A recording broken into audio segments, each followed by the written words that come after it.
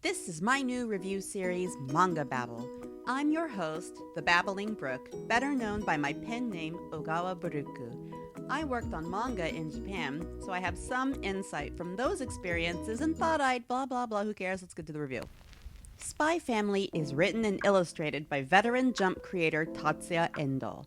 I say Jump, but he's mostly worked within the Jump orbit. Akamaru Jump, Jump Square, and in Spy Family's case, Shonen Jump Plus.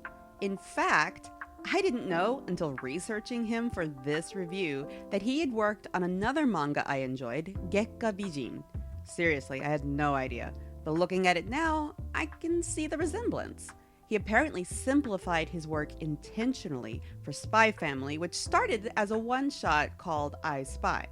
Editors knew this would be a hit, and it debuted on the newly revamped J Plus and Manga Plus apps as the series Spy Family. In 2019, Volume 1 was released and sold over 300,000 units in just the first 22 days. From there, it released in other countries and became a big hit, with the series having sold more than 35 million copies since. On a personal note, Spy Family was one of the last series I got really into before I had to move back to the US from Japan, and I was so bummed to not be able to keep up with new volumes on release. A diplomat is murdered, and the best spy in the agency, Tassogare, or Twilight in English, is called in to stop war between Ostania and Westalis.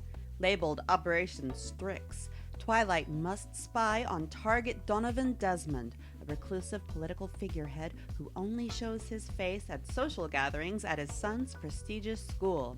In order to infiltrate the school, though, Twilight needs a wife and a child of his own. Twilight, now undercover as Loid Forger, goes to an underground orphanage in order to find a child with no clear identification, preferably one who can read and write, and that's where he meets Anya, a girl with psychic abilities originally known as Test Subject 007. She reads his mind and learns he is a spy, just like the hero in her favorite TV series Spy Wars, and uses her abilities to get him to adopt her.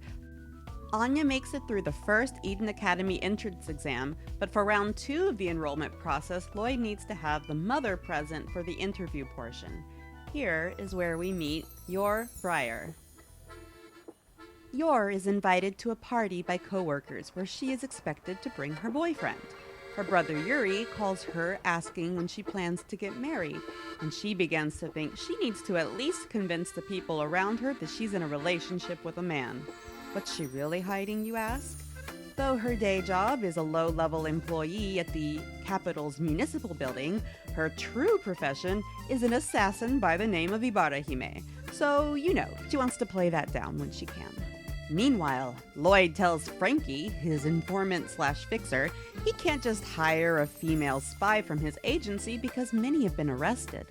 Fate intervenes and the two meet at a dress shop, where Loid agrees to pretend to be Yor's boyfriend if she will then pretend to be his wife for the academy interview. Things get out of hand. Loid's spy assignment goes awry and he arrives late to the party, introducing himself as Yor's husband by mistake. Later, Yor ends up offering Loid an extension on their agreement and asks if he would marry her. Loid proposes in the most appropriate way a spy and assassin could get engaged. Yor moves in, and the threesome focus on acing the interview for Anya's school application. During the interview portion of the entrance exams, one housemaster asks Anya a particularly cruel question, asking her if she prefers her previous mother, who the master believes to be dead, by the way, or her new stepmother. This is already an unbelievably cruel question to ask a small child, but Loid knows that even though this is all a ruse, he does not actually know Anya's personal history and realizes her mother is likely dead. When Yor gets upset, the master refers to her as second mother and waves off Anya's tears as being over something trivial. Loid finds himself unable to control his temper and he punches the coffee table, destroying it. He says there was a mosquito he was swatting before excusing himself and his family, saying he no longer wants to enroll his daughter in their academy, which completely negates his whole reason for getting a fake family in the first place. Back at their home, the Forgers realize their whole reason for getting together was for the sake of getting into Eden Academy. They ponder their fate when, you guessed it, they learn Anya has, in fact, been accepted into the school.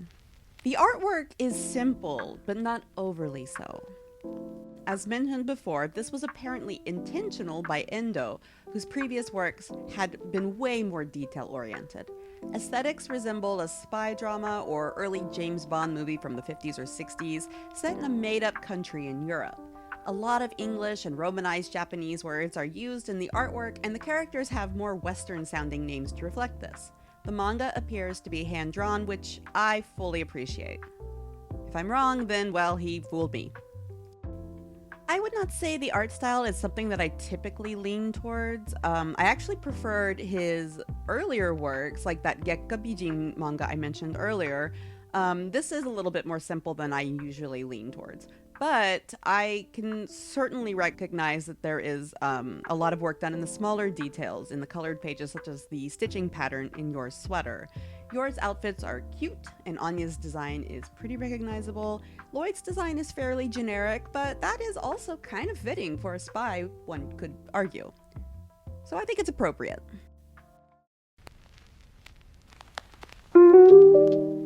I very much enjoy these characters. There is a lot of potential for growth, even though the series may end up relying on the will they, won't they dynamic for its whole run.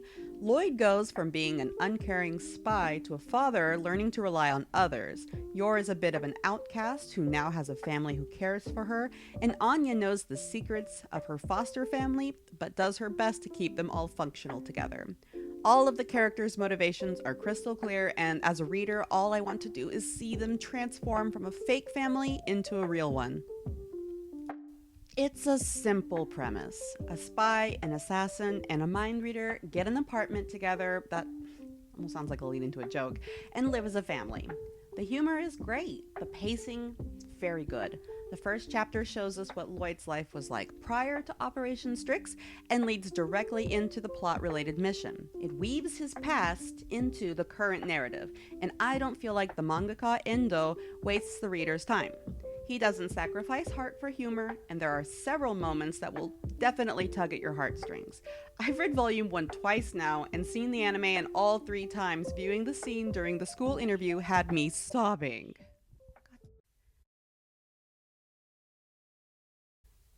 The anime seems to be pretty good. I've seen the first handful of episodes. The opening is stylish, the voices are good. There's since been a movie, though I haven't seen it yet. I watched the series on Hulu, but I think it's available on other services as well. Overall, I think Spy Family's debut volume is a great intro to the series. I love the mid-20th century European-inspired setting. The characters are intriguing, and you pretty much root for every single one of them. Art is easy to follow, and in moments has some beautiful, finite details that elevate certain illustrations. If you're watching this video, my guess is you've already seen the anime, but please give the manga a chance too. It's just as good, if not better. Vocabulary words. Asogare, twilight. His name is a play on the archaic word for twilight. Tasokare, which meant who dat, because at dusk you could barely make out people's faces. Koroshiya, a hired killer. Fukuro, owl, read Storix, and Strix is a genus of owls named after a mythological creature. When they say Strix, they use the kanji for owl. Ibarahime, the Japanese title of the German opera Dornröschen, or Sleeping Beauty as we know it in English. So if I were translating this, I may actually have translated it as Briar Rose, because Ibarahime is a translation of the title Dornröschen, and Dornröschen is actually directly translated into English, Briar Rose. So I maybe would have translated it as Briar Rose, but the direct translation would be Thorn Princess. So that's one of those complicated moments where as a translator, you would maybe struggle a little bit because there's the direct translation, but there's also the meaning behind it. So yeah, there you go. A little insight for about the three of you that maybe would actually care about that. Johosen. Information warfare, which isn't a word that I would think that people would need to know, but if you're going to read this in Japanese, this pops up quite a bit, in volume 1 at least. Usotsuki, a liar. Anya regularly calls her parents liars in her head after they tell one of their many fabricated stories, which I always think is really funny. Thanks for joining me today in my first video in my new series, Manga Babble. I also make my own comics, of course, which you can read at the links listed below. If you'd like me to do more reviews of Spy Family volumes, leave a comment below. Tell me who your favorite character is and whether or not you prefer the anime or the manga, or the light novel if you've read that one. And here's my completed picture of Loid Forger that I drew in a Twitch stream. I sometimes will do a Twitch stream for either my comic work or for these fan art pics that I do for the review videos. So if that's something that you'd like to join in on, I'm usually doing it on Saturdays, but I'll do it whenever sometimes. So yeah, if you'd like to see the full video, that's on my Patreon. Like and subscribe for more in the series or more videos of me making artwork. Thanks again for watching.